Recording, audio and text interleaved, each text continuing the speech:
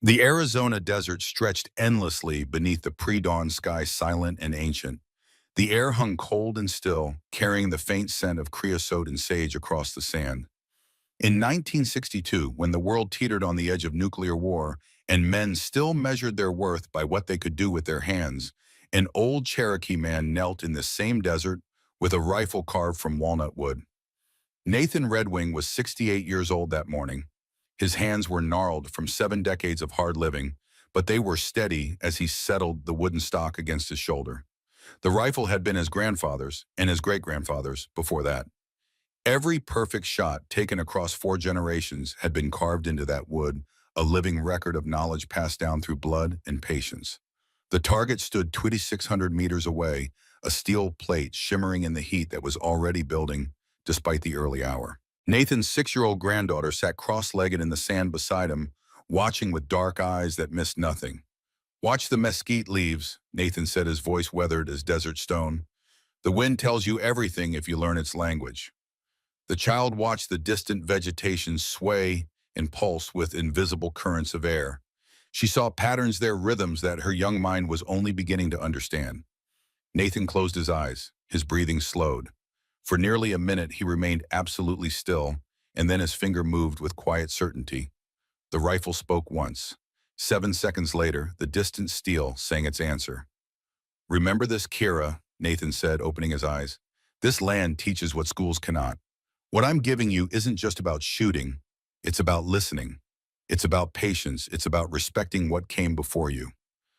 The old man ran his weathered fingers across the carved stock, tracing the notations left by his ancestors. "One day you'll take the shot I never could, and when you do, they'll finally understand what they tried to bury." Present day, November 21st, 2024, the same desert dawn broke across the Joint Precision Range, painting the sand in shades of amber and gold. The temperature held at 68 degrees perfect for what was to come. A lone figure walked across the hard-pan boots, leaving shallow impressions that would vanish by noon. The Navy SEAL sniper team had arrived an hour earlier, their vehicles arranged in precise formation near the range office. Lieutenant Garrett Holloway stood with his arms crossed, watching the civilian approach. He was 36, lean, and weathered from deployments to places whose names still couldn't be spoken in public. Afghanistan had marked him. Iraq had refined him. But nothing in his experience had prepared him for what he was about to witness. "Standard evaluation," he said to Chief Instructor Wade Brennan, who was adjusting the scope on his MK-13 Mod 7 rifle. "Protocol courtesy for civilian marksmanship enthusiasts. We run them through 1,001 meters, document the results, everyone goes home feeling validated." Brennan grunted acknowledgement. At 39, he'd seen enough range tourists to fill a manual. "That rifle she's carrying looks like it belongs in a museum." "Probably does." Petty Officer Kyle Mercer chimed in, checking his Kestrel 5700 Elite weather meter. The device displayed atmospheric data with precision that would have seemed like magic to shooters a generation ago. Wind steady at 6 miles per hour from the northeast. Temperature stable. Should be easy conditions for everyone. Senior Chief Boone Callahan spat into the sand, his 43 years of hard living evident in every weathered line of his face. "Easy for us. Let's see how she does with that antique." Petty Officer Trent Ashford said nothing. He simply watched the approaching figure with the quiet intensity that had made him the team's best observer. There was something in the way she moved, something deliberate and unhurried, that caught his attention. Commander Russell Hayes emerged from the range office, clipboard in hand. At 52, he'd overseen thousands of evaluations. This would be another routine entry in an endless log. "Gentlemen, our civilian participant is Ms. Kira Redwing. She's requested evaluation at standard distances. Let's maintain professional courtesy and protocol." Colonel Thaddeus Grant stood slightly apart from the group, binoculars hanging from his neck. At 58, with silver hair and the bearing of a man who'd spent his entire adult life in uniform, he carried himself with the quiet authority of someone who'd seen the military evolve from Korea-era tactics to modern digital warfare. His father had served in the Korean War. Grant himself had come up through the Cold War years when nuclear annihilation seemed perpetually one mistake away. He watched Kira Redwing approach, and something in his chest tightened with recognition he couldn't quite name. Kira was 32 years old, though the desert sun had weathered her face just enough to make age irrelevant. She wore simple field clothing in earth tones, practical boots that had seen considerable use, and she carried the wooden-stocked rifle with the ease of someone who'd been holding it since childhood. The rifle drew every eye. The stock was honey-colored walnut polished smooth by generations of hands. It glowed in the morning light like something alive. But it was the carvings that made men stare. Every inch of that wood was covered in intricate notations, symbols, and measurements that seemed to flow across the grain in patterns both beautiful and mysterious. The barrel was modern, a professionally fitted 375 Shaytac configuration that spoke of serious capability. A Night Force Attack-TR 735-56 scope sat mounted in precision rings. An Atlas BT-10 bipod folded beneath the forend. But that wooden stock transformed the entire weapon into something that belonged to another era, another way of understanding the world. Holloway stepped forward, extending his hand. "Ms. Redwing, I'm Lieutenant Holloway. Welcome to the range." Her handshake was firm, but not aggressive. "Thank you for accommodating me, Lieutenant." "That's quite a rifle," Brennan said, unable to help himself. "Family heirloom." "5 generations," Kira replied simply. "My great-great-great-grandfather carved the first calculations into this stock in 1850. Buffalo hunter in Montana Territory. Each generation since has added their knowledge." Mercer's eyebrows rose. "Calculations? You mean those carvings are data? Every perfect shot," Kira said, running her fingers across the wood with obvious affection. "Wind compensations, distance, notations, temperature, coefficients, humidity factors. Cherokee notation system modified for ballistics. 174 years of accumulated knowledge." Callahan couldn't quite suppress his skeptical grunt. Kira heard it but showed no reaction, and something about her calm acceptance made Callahan feel suddenly small. Grant stepped closer, his eyes fixed on the carvings. He pulled a small magnifying glass from his pocket and examined the stock with the intensity of a man reading scripture. For a long moment he said nothing, and when he finally spoke, his voice carried a weight that made the SEALs pay attention. "This isn't a firearm," Grant said quietly. "This is an encyclopedia." The morning air began to warm as Commander Hayes briefed the evaluation protocol. Standard procedure. Distance markers at 1,000 and 1,500 meters. 5 shots at each distance.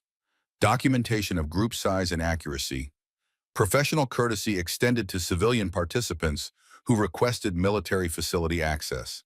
The SEAL team prepared their shooting positions with practiced efficiency.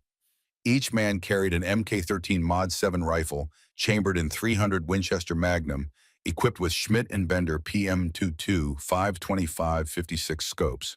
They had Vectronics PLR F25C, laser rangefinders, Kestrel weather stations, and applied ballistics software that could calculate firing solutions faster than most men could think.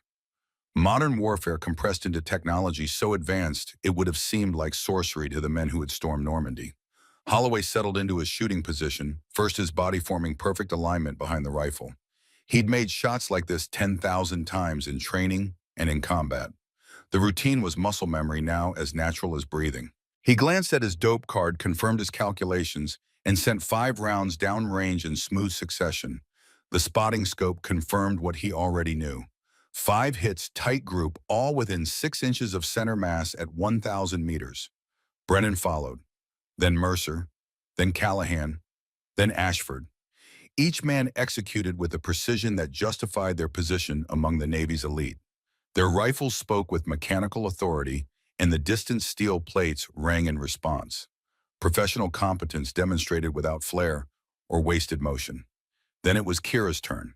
She walked to the firing line with that same unhurried pace, carrying the wooden rifle like it weighed nothing. She set her pack down carefully and began what appeared to be a ritual of preparation that the SEALs had never witnessed before. First, she walked 50 yards to the left of the firing line. She stood there for perhaps 30 seconds completely still, her eyes closed. Then she walked 50 yards to the right and repeated the process. When she returned to center, she knelt down and removed her boots. Callahan exchanged glances with Mercer. The younger man shrugged, mystified. Kira pressed her bare feet into the desert sand. The caliche hardpan beneath the surface layer was cool against her skin. She knelt there, both palms flat on the ground, and closed her eyes. 45 seconds passed. Nobody spoke. When her eyes opened, something had changed in her expression, a stillness that went deeper than mere calm. She pulled a small leather pouch from her pack and sprinkled sand from it at 3 different locations. She watched how the grains dispersed in the air, studying the patterns with intense focus. Then she tasted the air, actually touched her tongue to her lips, as if sampling the atmosphere itself. The SEALs watched all of this with professional restraint, but the skepticism was there. Years of training, billions of dollars in equipment, the most advanced ballistic technology on Earth. And this civilian was tasting the air and playing with sand. Kira settled into her shooting position. The wooden stock found her shoulder like it had been carved for that exact purpose, which, in a sense, it had. 4 generations of Red Wings had refined the dimensions until the fit was nearly perfect for anyone with similar build. She made no calculations on paper. She consulted no ballistic computer. She didn't check the Kestrel data that Mercer would have happily shared. She simply breathed. 4 count in, hold. 4 count out, hold. The rhythm of her breathing matched something in the desert air itself, a pulse that perhaps only she could feel. Her finger found the trigger. Pressure built gradually, smoothly, inevitably. The wooden rifle spoke. The sound was different from the modern rifles. Deeper, somehow more resonant, as if the wood itself remembered every shot it had ever fired and added that history to each new report.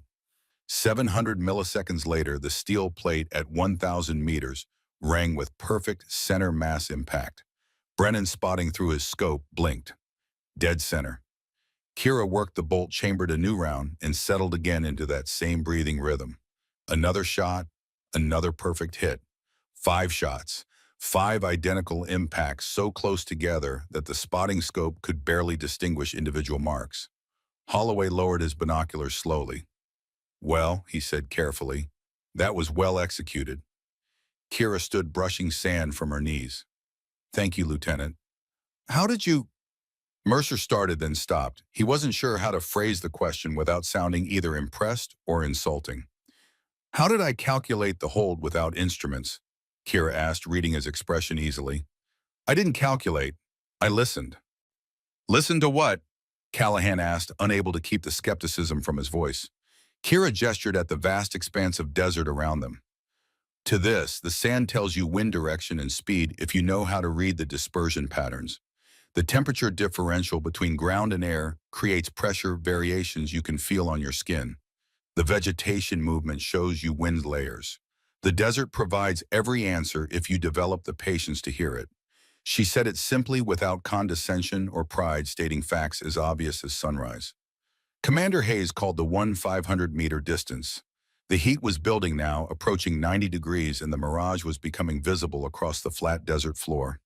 Those wavering columns of heat distortion could make long-range shooting treacherous, turning clear targets into shimmering illusions. The SEAL team adjusted their calculations accordingly.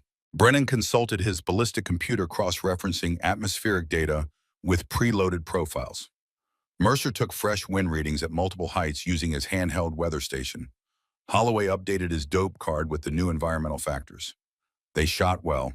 All of them. Years of training ensured that much. But the mirage was proving difficult and introducing variables that even sophisticated software struggled to compensate for perfectly. The hits were good, clustered within the acceptable range, but not the surgical precision they'd achieved at 1,000 meters. Kira prepared in her same methodical way. More sand dispersed and studied. More stillness with bare feet pressed to earth. More of that breathing rhythm that seemed to sync with invisible forces. The wind shifted while she was preparing. 8 miles per hour from the northeast, then suddenly 6 miles per hour from due east. A gust pattern that the Kestrel captured in its digital memory, but that Kira seemed to feel in her body. She adjusted her position by perhaps 2 inches. Nothing more. 5 shots. 5 perfect center mass hits at 1,500 meters, threading through the mirage like it didn't exist. Brennan rechecked his atmospheric data, convinced he must have missed something that would explain how she'd compensated so perfectly. The numbers were right there in his hand, processed by software that incorporated decades of ballistic research. And yet this woman with a wooden rifle and bare feet had outshot the technology. "Luck," Callahan muttered, but even he didn't sound convinced. Ashford said nothing. He simply watched Kira with that same quiet intensity, And in his mind, he was remembering his grandfather. Montana, the Absaroka Mountains. An old man teaching a young boy to read elk behavior by watching how they responded to wind and weather. Knowledge that Ashford had dismissed as outdated when he discovered laser rangefinders and ballistic computers. Knowledge that was suddenly looking a lot less outdated. Colonel Grant approached Kira during the break between distances. The other SEALs were checking their equipment, discussing the Mirage challenges, but Grant moved with purpose toward the woman with the wooden rifle. "May I?" he asked, gesturing toward the weapon. Kira handed it over carefully. Grant accepted it with the reverence it deserved. He examined the carvings with his magnifying glass, tracing the lines and symbols with one finger. His expression changed as understanding dawned. These weren't decorative patterns. They were encoded data, wind velocities marked in Cherokee-modified notation, range compensations calculated across generations of practical experience, temperature coefficients derived not from laboratory testing, but from actual shots taken in actual conditions. 174 years of knowledge compressed into wood. "Your great-great-great-grandfather," Grant said slowly. "Buffalo Hunter, Montana Territory, 1850s. "Yes, sir," Kira confirmed. He was shooting at distances that most military snipers today would consider extreme. "He had to, sir. Buffalo herds learned to stay beyond rifle range. The hunters who adapted survived. The ones who didn't starved." Grant traced one particular carving, a complex spiral pattern that incorporated multiple variables. "This notation here, this is for night shooting, isn't it? Using star positions to calculate wind drift." Kira's eyes widened slightly. "You can read it." "I can recognize it," Grant said carefully. "Your grandfather was Nathan Redwing." It wasn't a question. "You knew him." Kira's voice carried surprise that she couldn't quite hide. "By reputation, I was 18 years old, fresh Army lieutenant in 1964, Cold War at its peak. Nathan was contracted briefly for desert operation training in Nevada. They needed someone who understood this environment at an instinctive level." Grant's expression darkened. They wouldn't let him officially instruct, 1964 attitudes being what they were. "Because he was Cherokee," Kira said quietly. "Because bureaucracy and prejudice are often the same thing." Grant handed the rifle back with obvious reluctance. "He was the finest desert fieldcraft specialist I ever encountered." When he separated from contract service in 1967, they buried his methodologies, called them unreliable, unscientific. Holloway had drifted closer, listening. "What kind of methodologies, sir?" Grant gestured at the desert around them. "Everything you just watched Ms. Redwing demonstrate. Reading wind by observation instead of instruments. Calculating temperature effects by feel instead of data. Understanding the land itself as the primary source of information." "That sounds like guesswork," Brennan said, trying to reconcile this with his training. "It's the opposite of guesswork," Grant replied. "It's accumulated knowledge refined across generations. Your ballistic computer has data from maybe 20 years of laboratory testing. That rifle has data from 174 years of real-world application. Which would you trust?" Silence settled over the group. Mercer broke it, his voice careful. "Ma'am, would you consider teaching us what you're doing, I mean, if that's appropriate to ask?" Kira looked at the wooden rifle in her hands, touching the carvings that represented her family's legacy. "My grandfather would have wanted his knowledge to continue living." "Yes, I'll teach you." Commander Hayes stepped forward, his expression professionally neutral, but his eyes showing something that might have been curiosity. "Ms. Redwing's standard evaluation protocol concludes at 1,500 meters. However," he paused, seeming to choose his words carefully, "Lieutenant Holloway has requested permission to extend the evaluation to 3,000 meters." "Sir, that exceeds standard parameters," Brennan interjected. "I'm aware, Chief." Hayes looked at Kira. "Ms. Redwing, are you willing to attempt longer distances? There's no requirement that you do so. Your performance thus far has been exceptional." Kira's fingers traced the carvings on her rifle stock, finding a space near the grip that had been deliberately left blank. Unmarked wood waiting for something. "I made a promise to attempt the shot my grandfather never took," she said. "Yes, sir, I'm willing." Holloway exchanged glances with his team. "With respect, sir, If we're extending to 3,000 meters, this becomes something other than courtesy evaluation. We're talking about distances that test doctrine. Agreed, Hayes said, which is why I'm officially approving this as an extended evaluation. Colonel Grant will document for the record. Gentlemen, this is now a professional assessment of advanced marksmanship techniques. Conduct yourselves accordingly. Callahan, to his credit, nodded acceptance. Understood, sir. The range markers for 2,000 meters stood twice as far as anything the civilian evaluation protocol typically covered. At this distance, the mirage became severe, creating waves of distortion that could make a target appear to float and dance. The slightest miscalculation in wind reading would send a bullet feet off target. The SEAL team prepared with intense focus. This was approaching the edge of their training envelope distances they'd practiced, but not mastered. Each man consulted his equipment, cross-referenced his data, and took his time establishing the perfect firing solution. Holloway shot first. The round impacted 18 inches right of center. He'd misread the wind layer. Brennan adjusted based on Holloway's impact, compensated accordingly, and hit within 8 inches of center. Respectable given the conditions. Mercer took nearly 4 minutes of preparation running multiple software calculations. His shot hit 12 inches low. The mirage had fooled even his careful analysis. Callahan's round found the edge of the steel, barely a qualifying hit. Ashford, the quiet observer, took his time. He studied the vegetation movement with unusual intensity, trying to apply what he'd watched Kira do. His shot impacted 6 inches from center. The best of the group. Then Kira stepped to the line. She performed her ritual with even greater care at this distance, walking the pattern, removing her boots, pressing her feet and hands to the earth, studying the sand dispersal with such focus that she seemed to enter a meditative state. The SEALs watched in silence. Whatever skepticism remained was being eroded by simple curiosity. This wasn't some mystical ceremony.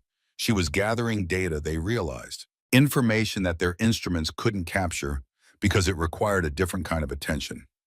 Kira settled behind her rifle. The wooden stock fit her like a custom-tailored suit. She pressed her cheek to the wood that her grandfather's cheek had touched, that her great-grandfather's cheek had touched back through the generations until the connection felt almost sacred. Her breathing found its rhythm. 4 count in, hold, 4 count out, hold. Somewhere in her mind, she heard her grandfather's voice from that morning in 1962. Watch the mesquite leaves. The wind tells you everything if you learn its language. She watched, she listened, she felt. The wooden rifle spoke. Perfect center mass at 2,000 meters. 4 more shots followed, each one taking its time, each one finding the center with precision that seemed to defy the atmospheric chaos. Brennan lowered his spotting scope.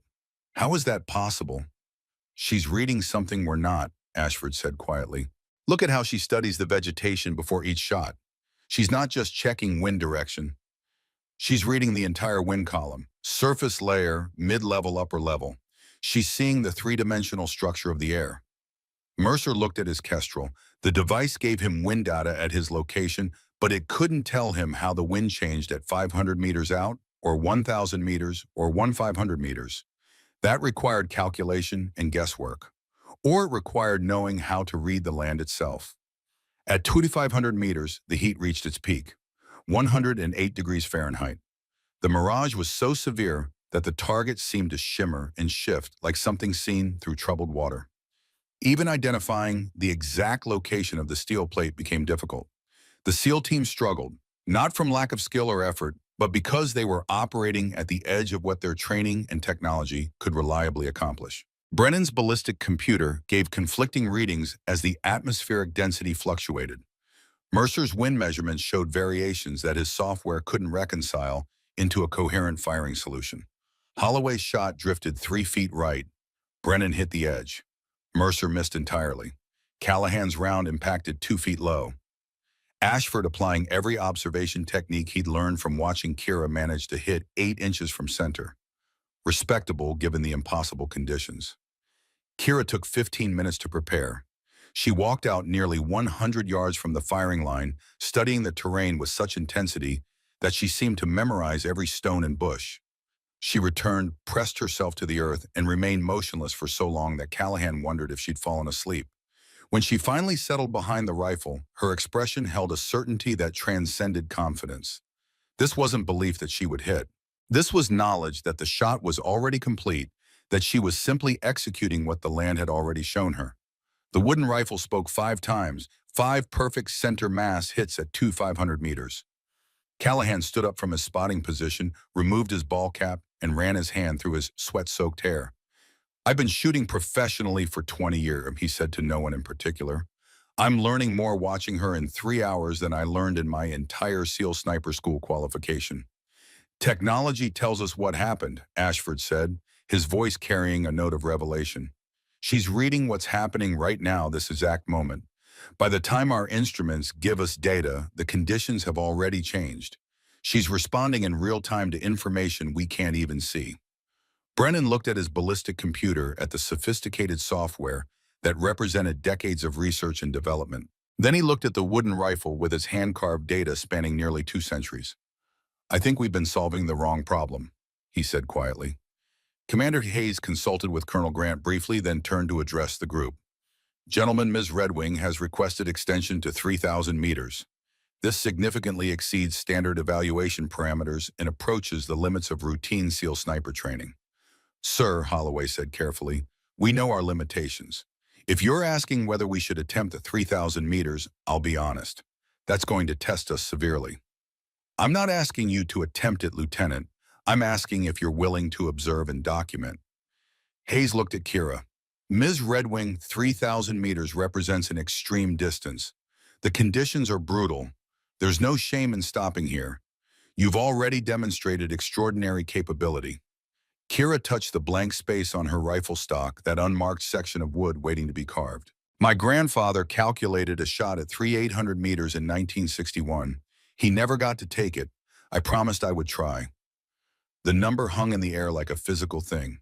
3,800 meters, over 2 miles, a distance that exceeded even the most extreme confirmed military kills.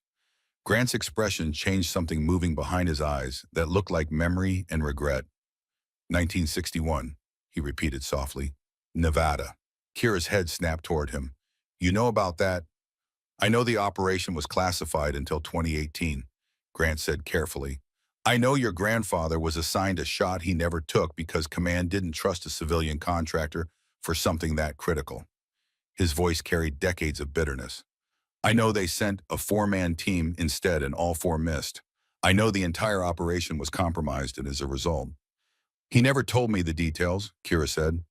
"Just that there was a shot at 3,800 meters that he'd prepared for, that he'd calculated every variable, that he'd left space on the rifle for that notation, but the opportunity never came." "The opportunity was taken from him," Grant corrected. "They blamed him for the mission failure. Put it in his file that his methodology was unproven and unreliable. Effectively blacklisted him from any future contract work." Holloway felt something tighten in his chest. How many times had he seen good men destroyed by bureaucratic politics? How many capable people had been discarded because they didn't fit someone's narrow definition of acceptable? "So this isn't just about shooting," he said, understanding dawning. "This is about clearing his name." "This is about finishing his work," Kira replied. "About proving that what he knew, what my family has preserved for nearly 200 years, has value, that it deserves to be remembered." Silence settled over the range. The morning had become something more than a routine evaluation. They all felt it now. Hayes looked at his watch. "It's approaching noon. Heat will become prohibitive within the hour. We'll suspend operations resume at dawn tomorrow. Ms. Redwing, you have tonight to consider whether you want to attempt distances beyond 3,000 meters. Gentlemen, you have tonight to think about what you've witnessed today." As the group dispersed, preparing to leave the range for the evening, Colonel Grant caught up with Kira. She was carefully packing her rifle in a worn canvas case, treating the weapon with the same reverence someone might show a religious text. "Your grandfather saved my life," Grant said without preamble. Kira stopped, looked up at him. "Nevada, 1964. I was lost during a training exercise. Lost doesn't even cover it. I was 70 miles off course, no radio contact, water nearly gone.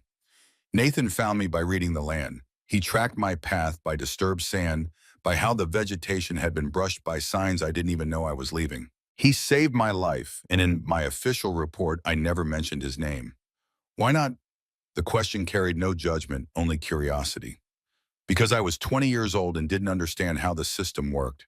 Because my commanding officer made it clear that crediting a civilian contractor would make me look incompetent. Because I was more concerned with my career than with giving honor where it was due. Grant's voice was heavy with regret. I'm 58 now. I've spent 38 years wishing I'd done things differently. Kira was quiet for a long moment. He wouldn't have expected credit. That wasn't why he did what he did. I know, which somehow makes it worse. Grant looked out at the desert, at the heat shimmer already distorting the distant mountains. Tomorrow, if you take that 800-meter shot, I'm documenting everything. I'm submitting a formal report that will go into official military records. Nathan Redwing's name will be in that report. His methods will be described in detail. And I'm going to recommend that his contract service records be amended to reflect what actually happened in 1961. Can you do that? Kira asked. After all this time, I'm a colonel with 39 years of service and nothing left to lose, Grant replied. I can make a lot of noise, and noise sometimes gets things done. But only if you make that shot. Only if we can prove beyond any question that his methodology works at extreme distance. Kira finished packing her rifle. Then I'll make the shot. For him. For all of us, they never acknowledged. The SEAL team gathered at their vehicles, the day's events still processing in their minds. Holloway looked at his rifle, at the sophisticated optic, and the precision machining, and the polymer stock that represented the cutting edge of modern firearms technology. Then he thought about a wooden rifle carved in 1850, updated and refined across 5 generations, carrying knowledge that had been earned shot by shot across nearly 2 centuries. We've been doing this wrong, he said to Brennan. What do you mean? We've been so focused on technology that we forgot the fundamentals. We use instruments to tell us about the environment instead of learning to read the environment directly. We've put ourselves between the land and the shot, and maybe that's the problem. Mercer was checking his Kestrel, reviewing the day's data logs. Our equipment gives us precision we couldn't achieve otherwise. Does it? Ashford asked quietly. She outshot all of us at every distance. With no computer, no weather station, no laser rangefinder, just observation and knowledge passed down through her family. That's not exactly fair, Brennan protested. She's got generational experience we can't replicate. Why not? Holloway asked. Why can't we learn what she knows? Why can't we integrate those observation skills with our technology? Why does it have to be one or the other? No one had an answer for that. Callahan, who'd been quiet since his comment on the range, spoke up. My grandfather worked construction, built bridges. He could look at a span and tell you if it would hold just by reading the stress patterns in the metal, could do calculations in his head that engineers needed computers for. We called it experience, intuition, but it wasn't magic. It was pattern recognition developed over decades. He paused. What if that's what we're seeing? Not some mystical connection to nature, but simply pattern recognition refined across generations until it looks effortless. Then it's something we can learn, Holloway said, if we're willing to set aside our pride and admit we don't know everything. That night, Kira sat alone in her hotel room with the wooden rifle across her lap. She ran her fingers over the carvings, reading them like Braille, feeling the history contained in every notch and line. Her grandfather's voice echoed in memory. One day you'll take the shot I never could. Tomorrow. Dawn. 3,000 meters first to establish the baseline. Then if conditions allowed, if courage held, if the land provided its answers, she would attempt the shot that Nathan Redwing had calculated but never taken. 800 meters. 2.36 miles.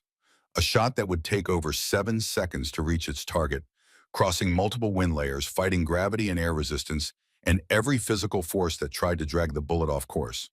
A shot that would either vindicate her grandfather's legacy or prove that some distances were simply too far for human skill to bridge.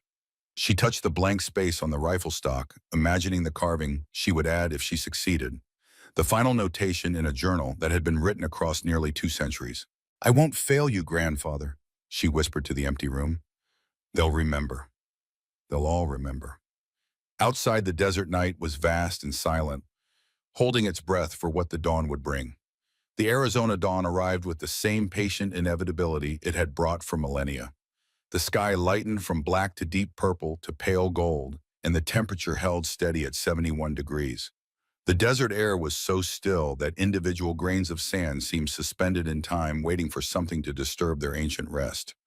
Kira Redwing had been awake since 4 in the morning, performing the rituals her grandfather had taught her. She'd faced east and spoken the old prayers in Cherokee words that connected her to ancestors who'd hunted these lands before the United States existed. She'd cleaned her rifle with the same cloth her grandfather had used, the fabric worn soft as skin from decades of careful use. And she'd studied the blank space on the wooden stock, that unmarked section of walnut that waited for the final chapter of a story begun in 1850. The SEAL team arrived at the range with a different energy than the previous day. The casual confidence had been replaced by something more complex. Respect certainly, but also curiosity, of the kind that drove men to master new skills. They were warriors who'd built their lives on constant improvement, on never accepting that they'd reached the limits of their capability. Watching Kira Redwing shoot had shown them limits they hadn't known existed, and that revelation had sparked something in each of them. Lieutenant Garrett Holloway carried his rifle differently this morning. He'd spent half the night reviewing ballistic theory, reading research papers on environmental effects on long-range shooting, trying to understand the gap between what his equipment told him and what the land apparently communicated to someone who knew how to listen. Chief Instructor Wade Brennan had left his ballistic computer in his vehicle. He'd decided to shoot this morning using only his own observations, testing whether decades of experience could substitute for software analysis. The decision made him feel both liberated and terrified. Petty Officer Kyle Mercer still had his Kestrel 5700, but he was watching the desert vegetation with new attention, trying to correlate what the instrument measured with what the natural environment revealed. Senior Chief Boone Callahan had barely slept. His mind kept returning to his grandfather, to lessons learned and then dismissed as outdated. He wondered how much knowledge his family had lost by believing that technology made experience obsolete.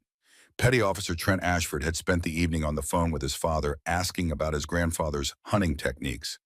The conversation had unlocked memories he'd suppressed, skills he'd been taught as a boy and then abandoned. He felt like he was remembering a language he'd once been fluent in, but had forgotten through disuse. Colonel Thaddeus Grant arrived carrying a professional video camera in addition to his usual binoculars. Whatever happened today would be documented with the thoroughness of a historical record. He owed Nathan Redwing that much. He owed himself that much. Commander Russell Hayes reviewed his evaluation protocols one final time, knowing that what was about to unfold would likely require him to write a report unlike any he'd submitted in 30 years of service. The range stretched before them, markers extending to distances that tested the boundaries of human capability. At 3,500 meters, the steel target was barely visible, even through high-powered optics, a shimmer of metal in the morning light that could easily be mistaken for mirage distortion. "Gentlemen, Ms. Redwing," Hayes announced, his voice carrying across the quiet range. "We're extending today's evaluation to 3,500 meters. This distance approaches documented world record territory. I want everyone to understand the technical reality we're facing." He gestured at the distant target. At 3,500 meters, bullet flight time exceeds 6.9 seconds. Total drop approaches 44 feet. A 5-mile-per-hour wind error results in multiple feet of horizontal drift. The margin of error at this distance exceeds the dimensions of the target itself. Mathematically, we're operating in a space where perfect execution is not sufficient. The shot requires what I can only describe as impossible precision. The SEALs listened with the attention of men who understood they were about to witness something extraordinary, whether success or failure. Kira stood slightly apart, her wooden rifle held loosely, her attention already reaching out across the desert toward the distant steel. She was beginning the process of reading the land, a practice that would take hours and required patience that technology had trained most people to abandon. "The SEAL team will shoot first," Hayes continued. "Standard protocol. Ms. Redwing will shoot last. Are there any questions?" Silence answered him. "Then let's begin." The evaluation of limits had commenced. Holloway settled into his shooting position with meticulous care. He'd cross-checked his atmospheric data 3 times, verified his range measurement with 2 different instruments, and calculated his firing solution using both his primary and backup ballistic software. The numbers agreed. He had confidence in his preparation. He controlled his breathing, Let his heart rate settle and press the trigger with the smoothness of 10,000 hours of practice. The Mk13 Mod 7 rifle spoke with authority. Through his scope, Holloway watched the bullets trace the faint shimmer in the air that marked its passage. 6.9 seconds that felt like an eternity. The impact came 38 inches right of center. Holloway's jaw tightened. He'd misread the wind layers, allowed his calculations to override what subtle environmental cues he'd actually observed. The computer had told him one thing. The land had shown him another. He'd trusted the wrong source. Brennan shot next, attempting to compensate based on Holloway's impact. His round struck 32 inches low. The ballistic drop calculation had been accurate in theory, but the actual air density wasn't matching his model's predictions. The software worked from averages and standards. The desert operated on its own terms. Mercer took 9 minutes to prepare his shot. He ran multiple software analyses, cross-referenced his data, checked and rechecked every variable. His Kestrel gave him wind readings. His laser rangefinder gave him exact distance. His ballistic calculator gave him a precise firing solution based on decades of research and testing. His bullet missed the target entirely, passing 4 feet left of the steel. The young operator sat back from his rifle, his expression showing the first cracks in his technological faith. Everything he'd been taught, every tool he'd been given, had failed him at the moment of truth. Not because the equipment was faulty, but because the variables were too complex, too dynamic, too immediate for any calculation performed even seconds ago to remain valid. Callahan approached his shot with grim determination. He'd been shooting longer than any of them, had more deployments, more real-world experience under pressure. He trusted his instincts in a way the younger operators hadn't yet learned. His round struck the extreme top edge of the target. Barely a qualifying hit, more luck than precision, but at this distance, he'd take whatever the desert was willing to give. Ashford was the last SEAL to shoot. He'd been watching Kira throughout the morning, studying how she moved, how she prepared, how she seemed to enter a state of intense focus that went beyond normal concentration. He tried to apply what he'd observed, spending 5 minutes just watching the vegetation patterns, feeling the temperature variations on his exposed skin, listening to the subtle sounds of wind moving across the terrain features. His shot impacted 9 inches from center, the best of the SEAL attempts by a significant margin. Holloway clapped Ashford on the shoulder. "How?" "I stopped trying to calculate," Ashford replied quietly. "I just watched and responded. Didn't think about it, just felt it. Probably can't explain it better than that." "You're learning," Colonel Grant said, and there was approval in his voice that made Ashford stand a little straighter. Then all eyes turned to Kira Redwing.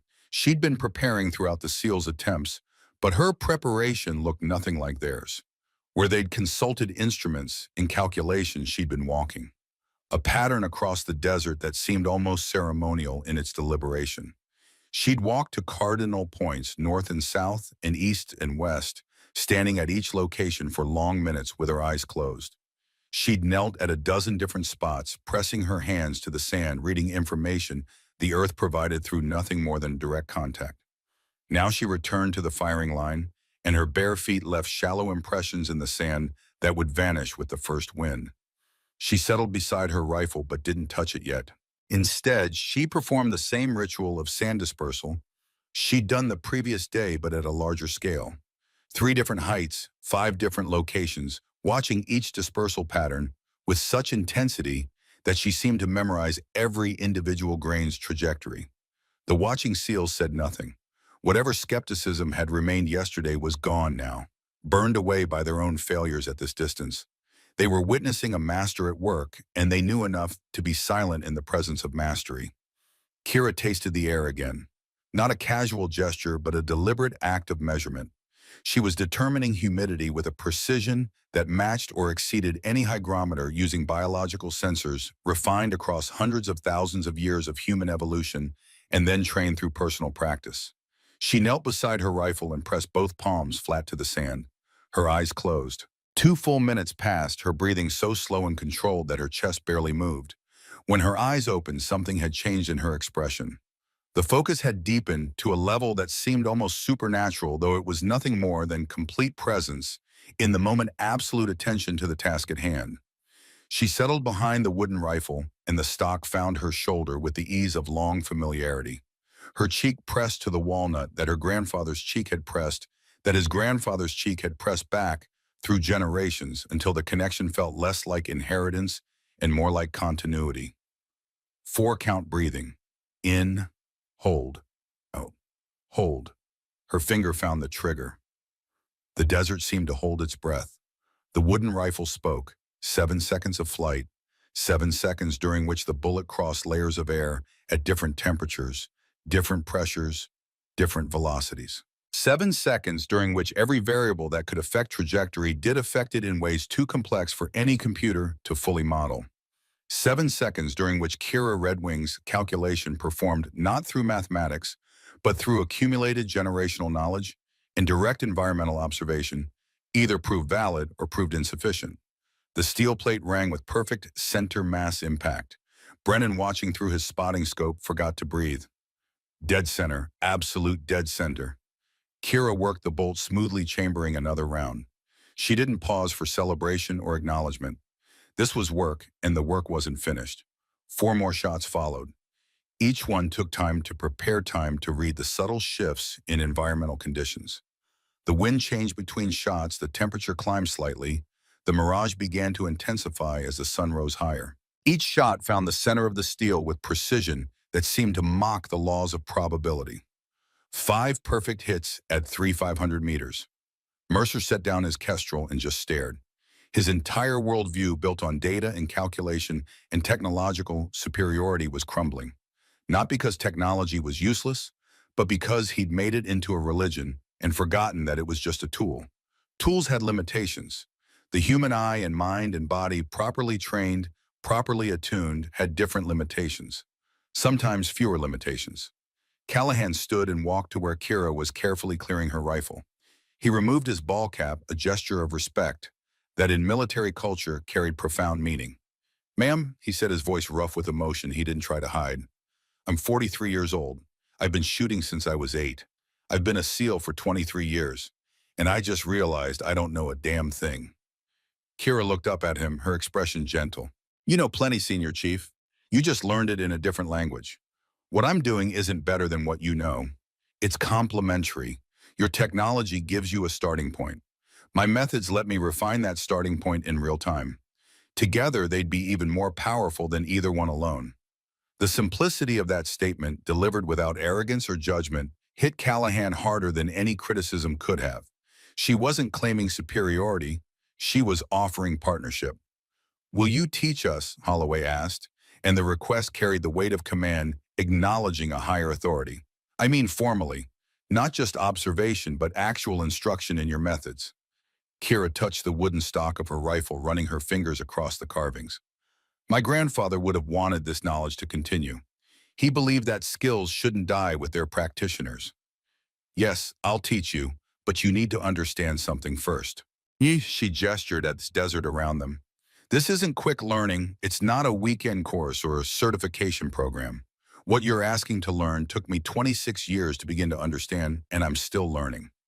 My grandfather studied his entire life and said at the end that he'd only scratched the surface.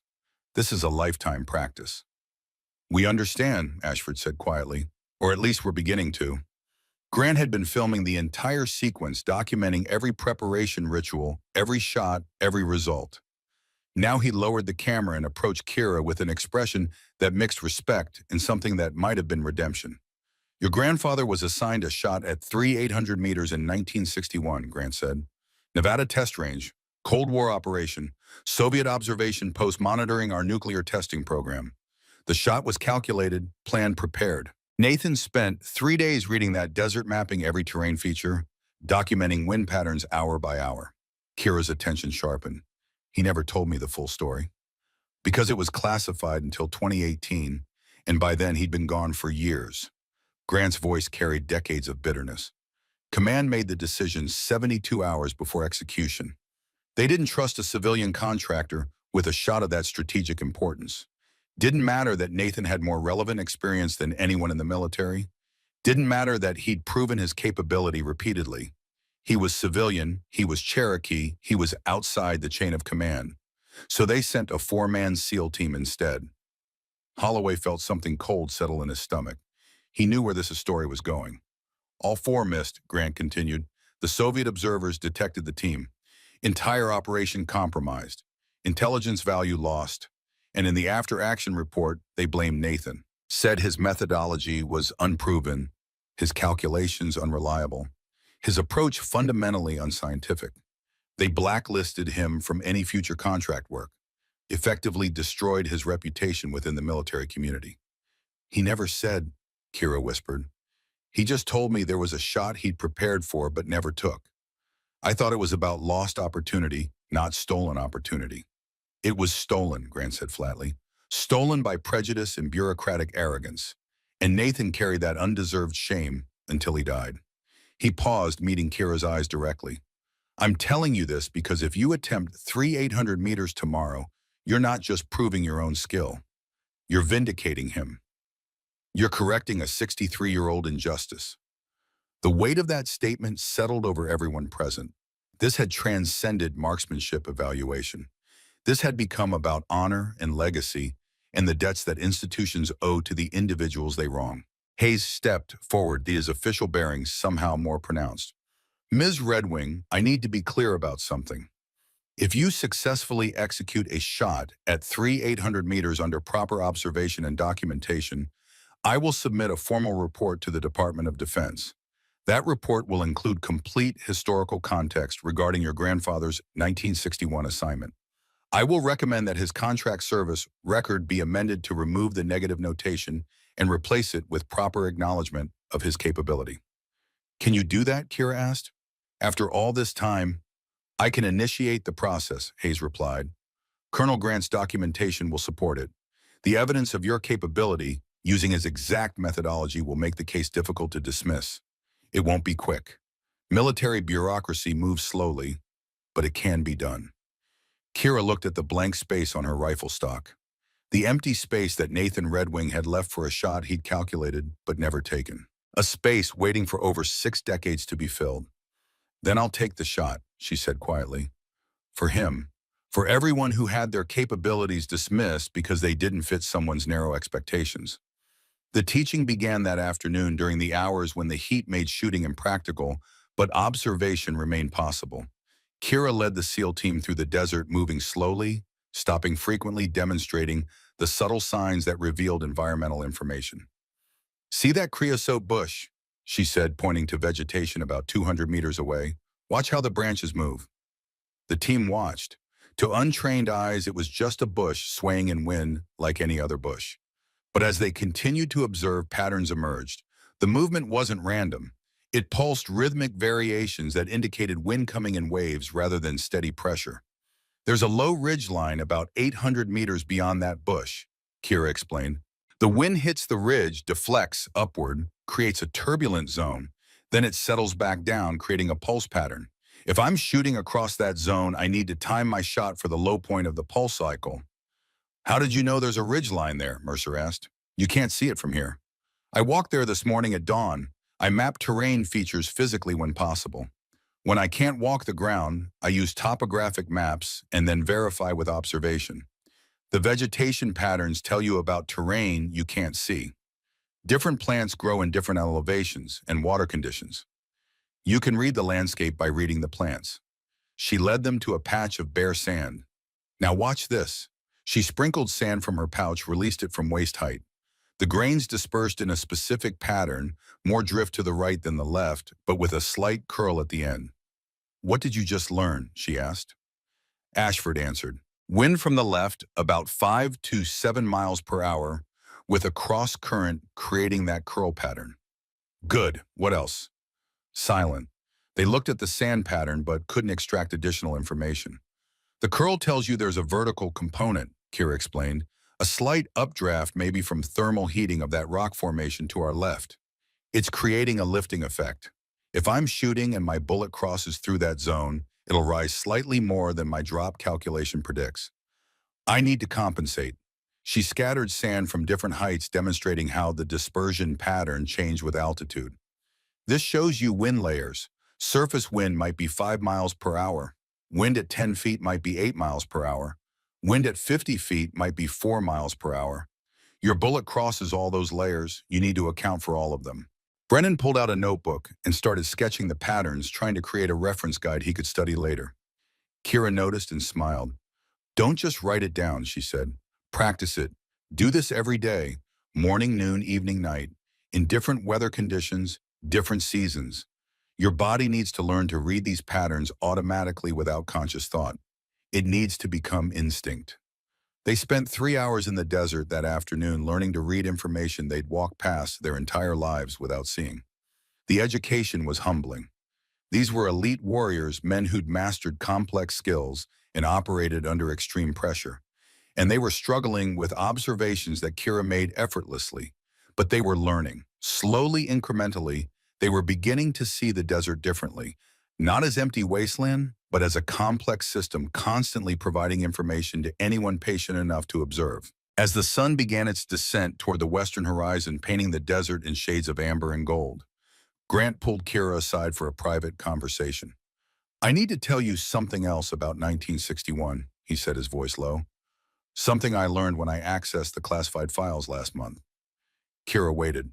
The 4-man team they sent instead of your grandfather. They weren't just random SEALs. They were the top-rated long-range shooters in the Navy at that time. Multiple competition wins. Combat-confirmed kills at extreme distance. They were sent specifically because command wanted to prove that conventional military training was superior to Nathan's methodology. They wanted him to fail, Kira said slowly, understanding dawning. Or rather, they wanted to prove he would have failed. Exactly. When the mission went wrong, when all 4 missed, and the operation was compromised, they had a choice. They could admit that their best shooters had failed at a shot Nathan said was achievable. Or they could blame Nathan, claim his calculations were wrong, use him as a scapegoat to protect institutional reputation. They chose their reputation over the truth. They always do, Grant said bitterly. Institutions protect themselves first. Individuals are expendable. I've seen it play out dozens of times in my career. What makes this particularly bitter is that Nathan's calculations were absolutely correct. The 4 shooters missed because they ignored his wind analysis and relied on their own measurements. They had the technology, he had the knowledge. Technology failed, but they couldn't admit that. Kira looked out at the desert, at the landscape her grandfather had understood with such profound intimacy. Tomorrow's shot isn't really about me, is it? It's about all of us, Grant replied. About everyone who's ever been dismissed because they knew things that couldn't be quantified in an official report. Every specialist who was ignored by generalists. Every expert whose expertise didn't fit the institutional framework. Your grandfather represents all of them. That's a lot of weight to carry, Kira said quietly. You've been carrying it your whole life, Grant observed. Every time you picked up that rifle. Every time you practiced his techniques. Every time you added your own observations to the knowledge base. You've been preparing for tomorrow for 26 years. You're ready. That evening, the SEAL team gathered at their temporary quarters, reviewing the day's lessons and preparing for the following morning's final evaluation. The conversation was different than it had been 48 hours ago. The casual confidence had been replaced by thoughtful humility. I used to think experience and instinct were just words we used for pattern recognition. We couldn't explain scientifically, Mercer said, cleaning his rifle with methodical care. But watching her, learning from her, I'm realizing that explanation is backwards. Science is just our attempt to quantify and codify instinct and experience. We're trying to capture in formulas and data what people like Nathan Redwing understood directly. The technology isn't wrong, Ashford said. It's incomplete. It gives us pieces of the picture. But Kira sees the whole picture because she's trained to perceive information our instruments can't measure. Holloway sat apart from the group, writing in his personal journal. He was documenting everything, every lesson, every observation, every moment of realization. This experience was going to change how he taught, how he trained, how he led. He could feel that certainty in his bones. Sir, Brennan said, addressing Holloway formally. When we get back to base, I want to request authorization to develop a supplemental training program, combining our standard ballistic instruction with traditional fieldcraft observation. Not replacing our current methods, but enhancing them. Approved, Holloway said without hesitation. I'll co-sign the proposal. This needs to be integrated into our entire training pipeline. Callahan had been quiet for most of the evening, lost in his own thoughts. Finally, he spoke. My grandfather died when I was 18, right before I enlisted. Last conversation we had, he told me that the old ways of doing things weren't necessarily wrong, they were just different. Said I shouldn't be so quick to throw away knowledge, just because it seemed outdated. He paused, emotion thick in his voice. I wish I'd listened. I wish I'd asked him to teach me before it was too late. That knowledge died with him. It doesn't have to keep dying, Ashford said. That's what tomorrow's about, right? Proving that the old knowledge still has value, that it deserves to be preserved and passed on. Outside, the desert night was vast and clear, stars so bright they seemed close enough to touch. Somewhere in that darkness, Kira Redwing was preparing for the shot that would define not just her legacy, but her grandfather's. The shot that had waited 63 years to be taken. In her quiet hotel room, Kira sat cross-legged on the floor with the wooden rifle across her lap. She'd been meditating for over an hour, centering herself, preparing mentally for what dawn would bring. The blank space on the rifle stock seemed to glow in the lamplight, waiting to be filled. She thought about Nathan Redwing calculating that 800-meter shot in 1961, mapping every variable, preparing with such thoroughness that success seemed inevitable. She thought about him being told his services weren't needed, that military personnel would handle it, that his civilian status made him unsuitable for such a critical task.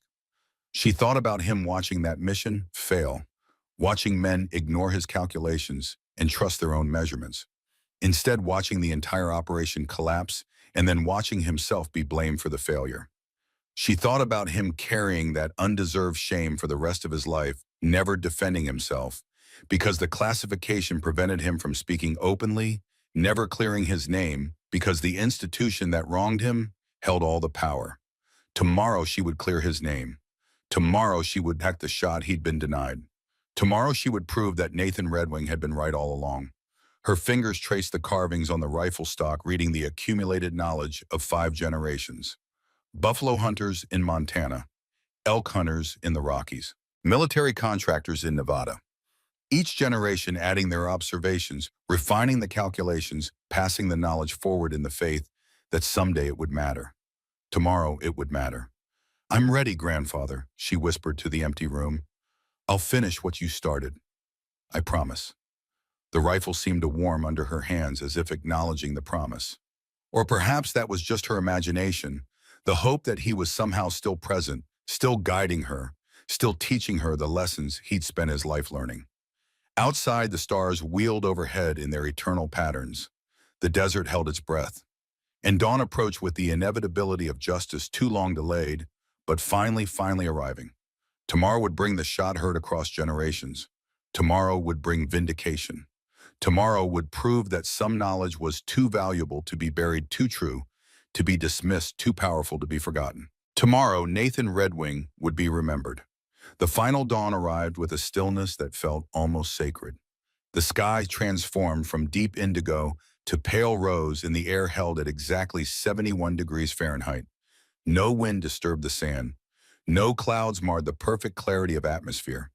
It was as if the desert itself had been waiting for this moment, holding its breath for 63 years, until conditions aligned with such perfection that even chance seemed deliberate. Kira Redwing had not slept. She'd spent the night in meditation and prayer, speaking the old words her grandfather had taught her, words that connected her to ancestors who'd walked this land when it belonged only to sky and stone, and the people who understood both. She'd cleaned her rifle with ceremonial care, treating each component as if it were alive and aware. And she'd studied the blank space on the wooden stock, that empty section of walnut, that had waited since 1961 to be carved with the notation that would complete a story begun generations before her birth. Now she walked toward the range as the sun broke the eastern horizon, and her bare feet left impressions in sand that would vanish with the first thermal wind. She carried the wooden rifle like a prayer, like a promise, like the weight of accumulated history given physical form. The SEAL team stood at attention as she approached. Without discussion or command, they'd formed a line, and as Kira passed, each man rendered a salute. Not the casual acknowledgement of routine military courtesy, but the full formal salute reserved for honored dead and extraordinary occasions. Lieutenant Garrett Holloway's hand was steady at his brow. Chief Instructor Wade Brennan's jaw was tight with emotion. He didn't trust himself to speak. Petty Officer Kyle Mercer had set aside his kestrel, entirely trusting his eyes alone for what was to come. Senior Chief Boone Callahan's weathered face showed naked respect that 23 years as a SEAL hadn't taught him to hide. Petty Officer Trent Ashford stood silent and still witnessing what he somehow knew would be the most important moment of his military career. Colonel Thaddeus Grant held his camera ready, hands no longer trembling because purpose had steadied them. Commander Russell Hayes carried his clipboard, but the routine evaluation forms seemed suddenly inadequate to document what was about to unfold. Kira returned the salutes with a slight bow, a gesture that acknowledged their respect while honoring her own traditions.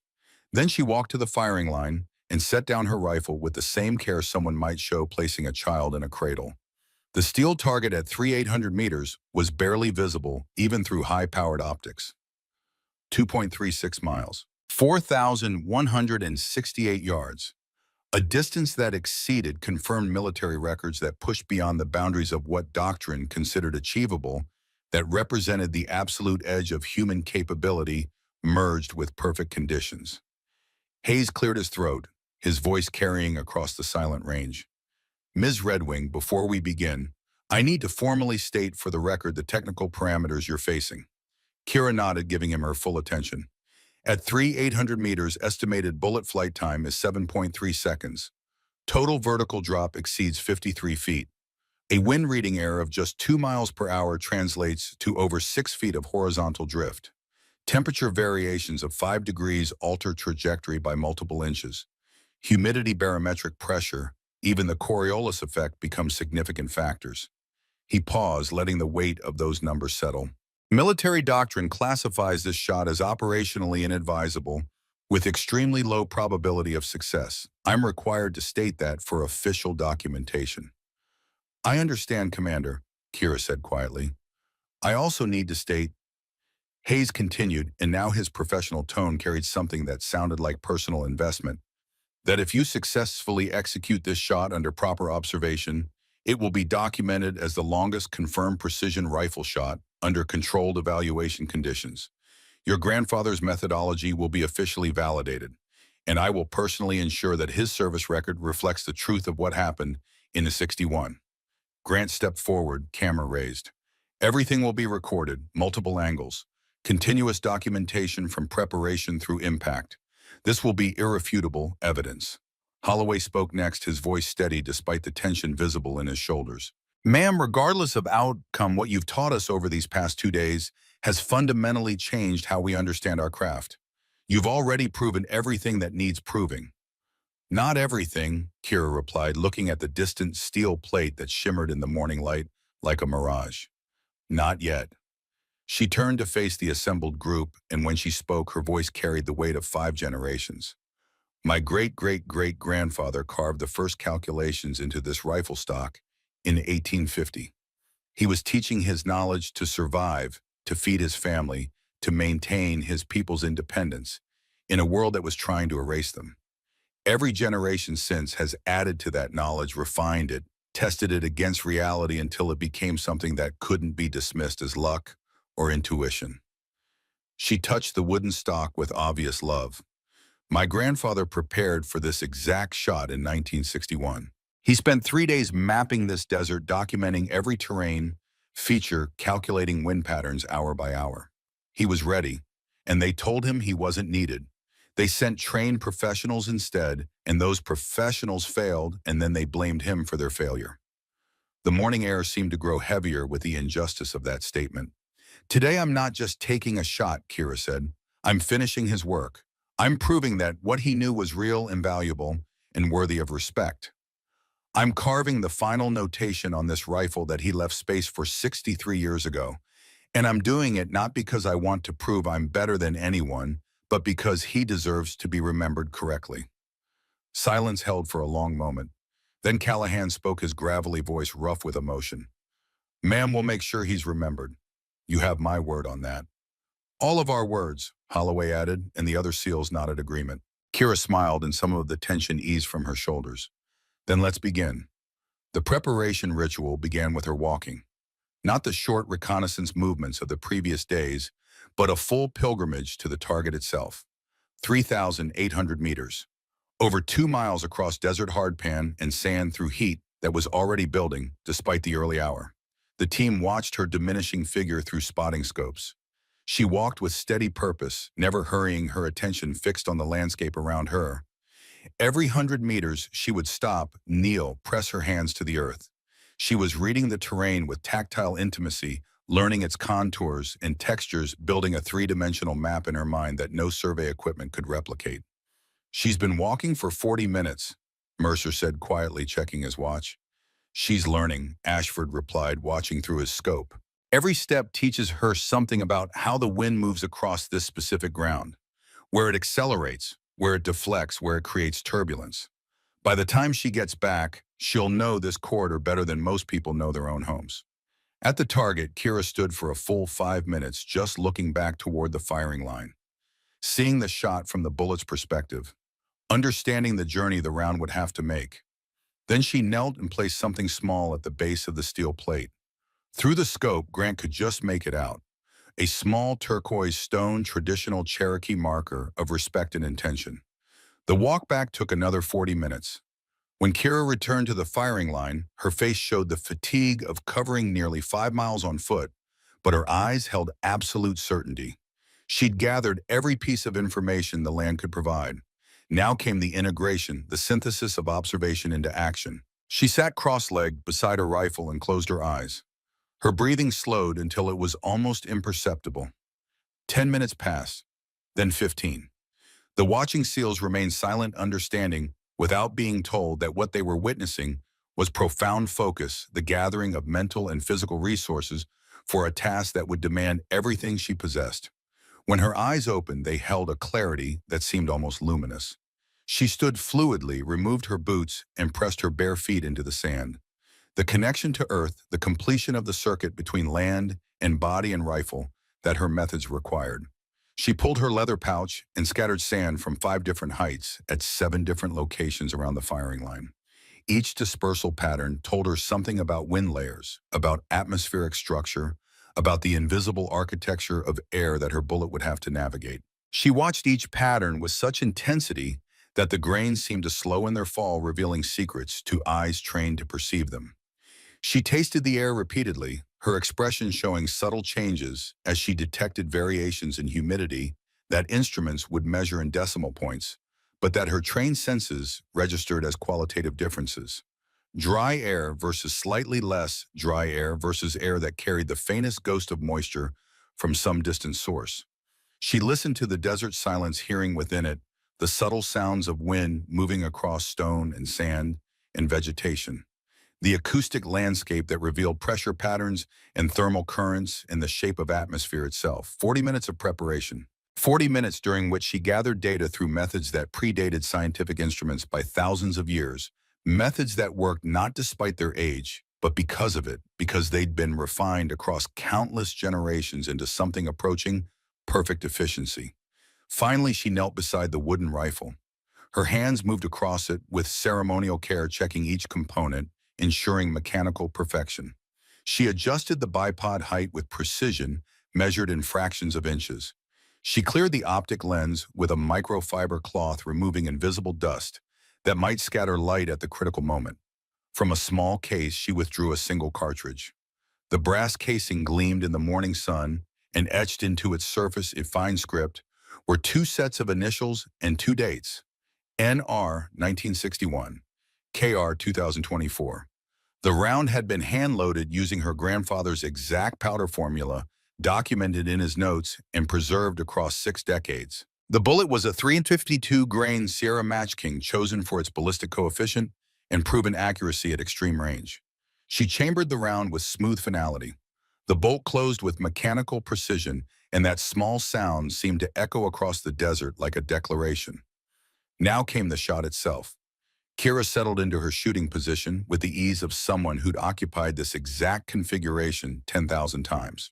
The wooden stock found her shoulder, her cheek pressed to walnut, worn smooth by generations of family, her eye aligned naturally with the scope.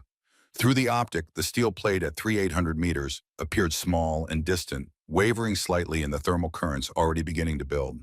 She would have to hold her aim point 53 feet above that steel, trusting in calculations made not with computers, but with inherited knowledge and direct observation. Her breathing cycle began. 4 count in through the nose. Hold for 2. 4 count out through the mouth. Hold for 2. The rhythm slowed, her heart rate calmed, the sympathetic nervous system brought her body into the state of relaxed readiness that extreme precision demanded. The SEAL team watched in absolute silence. Holloway's hand gripped his binoculars until his knuckles showed white. Brennan had stopped breathing entirely, as if his respiration might somehow disturb the air between rifle and target. Mercer's eyes were fixed on Kira with the intensity of someone trying to memorize every detail of a moment he knew would define something fundamental. Callahan's lips moved in silent prayer words he hadn't spoken since childhood, returning unbidden. Ashford stood perfectly still, understanding in his bones that he was witnessing history. Grant's camera captured everything with mechanical precision, but his eyes above the viewfinder showed moisture that had nothing to do with the desert wind. Hayes held his clipboard, forgotten all pretense of clinical evaluation, abandoned in the face of something that transcended measurement. Kira's crosshair settled on her calculated aim point 53 feet above the distant steel. The hold was rock steady, the result of strength built through years of practice and a nervous system trained to absolute stillness. She waited through 2 complete breathing cycles, feeling the subtle pulse of wind, sensing the exact moment when all variables aligned in temporary perfection. In her mind, she heard her grandfather's voice from that morning in 1962. The last lesson before she'd understood it was a lesson. The final teaching before his death 7 years later. Watch the mesquite leaves. The wind tells you everything if you learn its language. She'd spent 26 years learning that language. 26 years of practice and observation and refinement. 26 years building toward this single moment when everything would either validate or invalidate not just her skill, but her grandfather's legacy. Her finger increased pressure on the trigger. Smooth and gradual, no jerk or flinch. Pure mechanical increase of force until the sear released and the firing pin fell. The wooden rifle spoke with that same deep resonance that seemed to carry the voice of every shot it had ever fired across nearly 2 centuries. The recoil was gentle against her shoulder, absorbed and controlled, and she remained in the scope, tracking, watching. The bullet left the barrel at 935 feet per second, spinning at 180,000 revolutions per minute, from the rifling stabilized in flight by that rotation. It carried 947 foot-pounds of energy and began immediately to surrender that energy to air resistance and gravity's patient pull. 7.3 seconds of flight across 2.36 miles. The bullet crossed through the first wind layer at 400 meters, the surface current pushing it right by calculated inches. At 800 meters, it transitioned into a second wind layer, moving at different velocity and slightly different angle, the cross current nudging trajectory left. At 200 meters, it reached maximum arc height and began its descent, fighting air resistance that increased with the square of velocity. At 800 meters, thermal currents rising from sunlit sand created updraft that lifted the bullet fractionally exactly as Kira had calculated, based on rock formation heating patterns she'd observed during her walk. At 400 meters, a small terrain depression created a downdraft zone, and the bullet dipped through it precisely as her preparation had predicted. At 3,000 meters, crosswind from a ridgeline deflected the trajectory. Right again, the bullet responding to atmospheric pressure variations invisible to instruments, but revealed through patient observation of vegetation movement. At 3,500 meters, the bullet had shed over 60% of its initial energy, but maintained stability through aerodynamic design in perfect initial conditions. At 3,800 meters, 7.3 seconds after leaving the barrel, the bullet arrived at its destination with 847 foot-pounds of energy still remaining. The steel plate rang with perfect center mass impact. The sound reached the firing line 4 seconds later, carried on the still morning air with absolute clarity. A metallic note that sang of vindication and justice and the validation of knowledge that had waited 6 decades to be proven. For a moment, nobody moved. The magnitude of what they'd witnessed required processing time that immediate celebration would have violated. This wasn't a sporting achievement or a technical accomplishment. This was something that reached deeper, touched something fundamental about respect and recognition and the debts that history owes to those it has wronged. Then Brennan's voice broke the silence, rough with emotion he'd stopped trying to hide. Confirmed. Dead center impact. Perfect shot. The dam broke. Holloway let out a breath he'd been holding for over 7 seconds and turned to Kira with an expression that mixed awe and respect in equal measure. That was, I don't have words adequate to describe what that was. Mercer had tears streaming down his face, making no effort to wipe them away. She did it. Holy God, she actually did it. Callahan dropped to both knees in the sand, his 43 years of military service, insufficient to provide a framework for processing what he'd just witnessed. I just watched impossible happen, he said to no one in particular. I'm going to remember this moment until the day I die. Ashford stood frozen, his mind already working through the implications, understanding that every sniper manual would need revision, that every training program would need updating, that the paradigm had shifted in ways that would take years to fully integrate. Grant lowered his camera with hands that now shook with released tension. He walked toward Kira, and when he reached her, he came to full attention and rendered the most perfect salute of his 39-year career. On behalf of the United States military, he said, his voice carrying formality that made the words almost ceremonial, on behalf of every soldier who believed that wisdom died with the old ways, on behalf of everyone who was dismissed because their knowledge couldn't be quantified in official reports, and most especially on behalf of your grandfather, Nathan Redwing, thank you. Thank you for proving that some truths are too powerful to remain buried. Kira stood from her shooting position, slowly safing her rifle with automatic care, setting it down gently.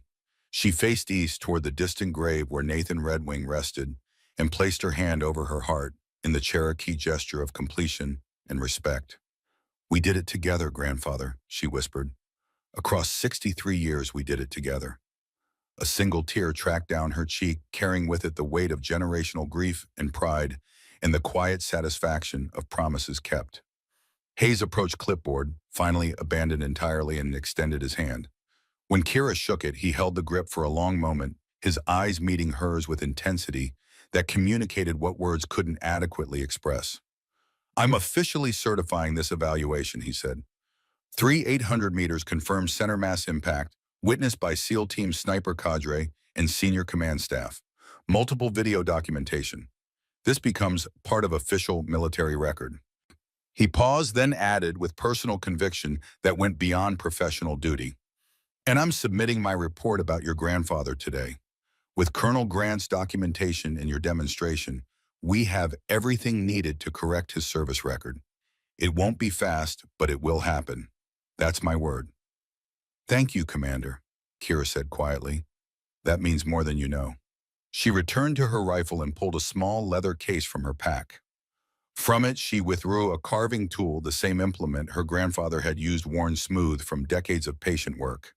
She settled cross-legged in the sand with the rifle across her lap and began to carve. The SEAL team watched in respectful silence as she added the final notation to the wooden stock.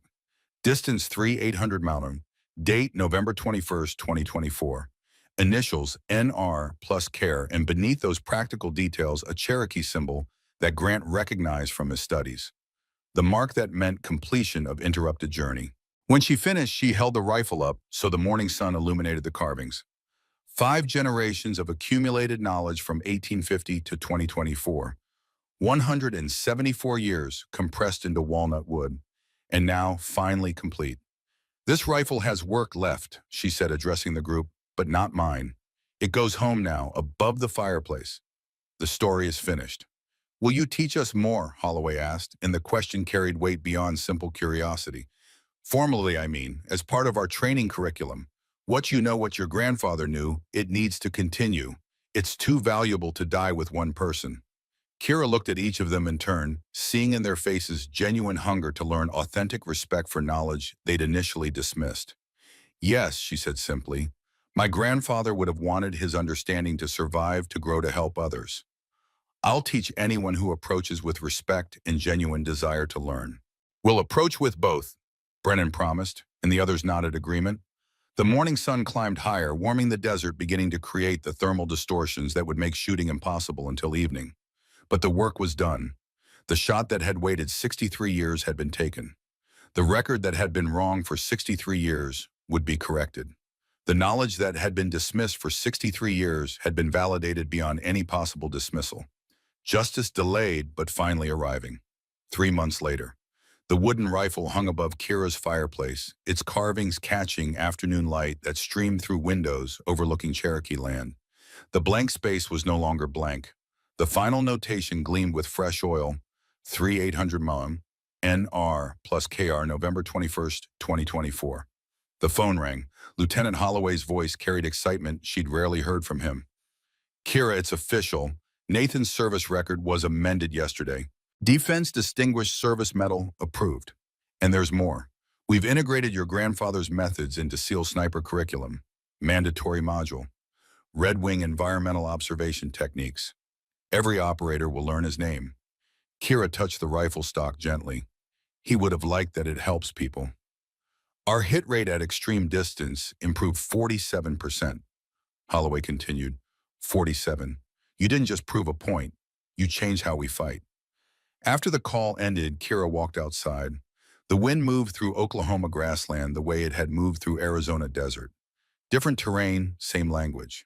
She closed her eyes and listened, reading patterns Nathan had taught her to perceive. A car pulled up. Colonel Grant, now retired, stepped out carrying a folder. The Smithsonian exhibit opens next week, he said. They've recreated the Arizona range. Your grandfather's story, the 3,800-meter shot, the methodology. And they asked me to give you this. He handed her a letter, the Pentagon seal pressed into wax. She read it twice, then looked up with eyes that held tears she didn't wipe away. They're naming the program after him, she said quietly. The Nathan Red Wing Fieldcraft Initiative. DOD-wide. Not just SEALs, Army Rangers, Marine Scout snipers. Everyone. Grant's voice was thick. 63 years late, but it's there now, permanent record. No one can erase it again. That evening, Kira returned to the Arizona range one final time. The steel plate at 3,800 meters still stood baking under desert sun. She walked to it without rifle, just her feet and the land and memories. At the target, she found the turquoise stone she'd placed months ago. Still there, waiting. She knelt and spoke in Cherokee words her grandfather had taught her for honoring those who'd passed. Then she added her own. They remember you now, grandfather. Not because I made them, because you were right and truth doesn't stay buried forever. Your shot is finished. Your name is known. Your knowledge lives. The wind answered, moving through creosote and sage the way it had that morning in 1962 when a 6-year-old girl first learned to listen. She stood, placed a second stone beside the first, and walked back toward the firing line. 2 miles of desert stretched before her, and she knew every inch now. Knew where wind accelerated and where it stalled. Knew which plants marked thermal zones and which rocks created deflection patterns. She knew because he'd taught her to see. At the firing line, 3 young people waited, SEAL candidates who'd requested private instruction. 2 men, 1 woman. The woman, Sarah Whitfield, stood at attention as Kira approached. Ma'am, we're ready to learn. Kira smiled, seeing in their faces the same hunger that had driven her to master skills everyone said were obsolete. Then let's begin. Remove your boots. Feel the earth. The first lesson is listening. They obeyed without question, and as the sun painted the desert in amber and gold, Kira taught them to scatter sand and read its dispersion, to taste humidity on the air, to hear wind layers in the silence. The old ways passed to new hands. The desert watched, patient as always, holding secrets for those disciplined enough to learn its language. And somewhere beyond sight, but perhaps not beyond feeling, an old Cherokee man rested easy, his work completed by the granddaughter, who'd promised to finish what he had started. The shot was taken. The name was honored. The knowledge survived. The rest was just wind and sand and time teaching anyone willing to listen.